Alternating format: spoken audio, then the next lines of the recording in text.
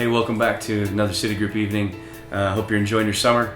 I know I am enjoying it quite a bit. We've been working on this intentional community idea and developing great mechanics for intentional community. And Pastor Ben and I were having a conversation, in fact, during the time we were shooting these videos, and it just dawned on me. I missed a really obvious moment, and that was we can talk about developing intentional community all we want, but our first community is our home. It's our family. So I want to add to this thing to all of us just a request that we would be able to consider all these things we talk about in the context of our homes. Men, specifically you. How are we as men in the intentional community of the home? What are the mechanics we're developing?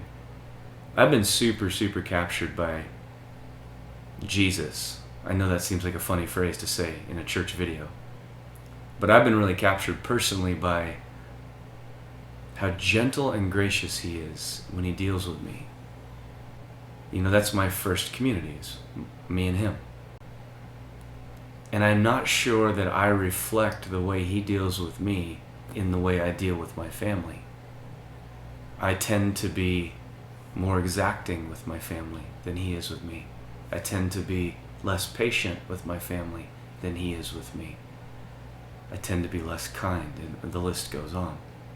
The challenge that I felt from the Lord just heavily is to learn how to model and be like Jesus in just that simple area. We're still in Proverbs 11 tonight. Verse 14 says, "Without wise leadership, a nation falls. With many counselors, there is safety." Without wise leadership, a nation falls. With many counselors, there is safety. I just want to take a couple minutes and look at this verse in light of developing great mechanics for intentional community. Where there is no guidance, is what the NASV says. Then the word is no steering or advice. So where there's no steering or advice, people, interesting, groups of people. Could be a group, could be my home. Group could be my city group. A group could be the church, could be friends, whatever. Groups of people. Fall. That word fall means failure in a variety of senses. But in the abundance of counselors, there's victory. So it goes like this. When any group of people is not receiving or opening the door or creating the opportunity for perspective and advice to be given. For me, I use this in every decision I make. I call it crowdsourcing, grabbing people's perspectives and thoughts on stuff so I can have a good picture. But part of intentional community is learning to give each other a voice into our decisions, not saying, "What should I do? Tell me, I'm going to do what you say."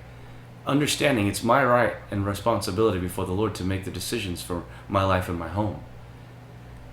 But to instead be willing to let other people give me their thoughts and their opinions and not be afraid of their opinion. This abundance of counselor literally means multiple perspectives or advices on a given situation. And there is victory. The phrase is salvation by God through human agency. It's an interesting phrase. Could I submit it to you this way? The deliverance, the salvation, the answer that you need from the Lord is probably hidden in the crowd. And if there's the discipline in us to invest into that intentional community and grant those people that we trust a voice to speak into, all of a sudden we start making better decisions. So I would love to ask you tonight, are you insecure and you want to make all your decisions on your own? Or are you a person that could align with this verse and say, no, I believe in getting the wisdom of the crowd? Are you insecure to the point where you feel like nobody wants to talk to me about my stuff? That's not right. You see, learning to live in intentional community means I'm going to just come be vulnerable and trust that these are people that will speak into my life and I can take what they say and make a great decision. Love you guys. Have a great night.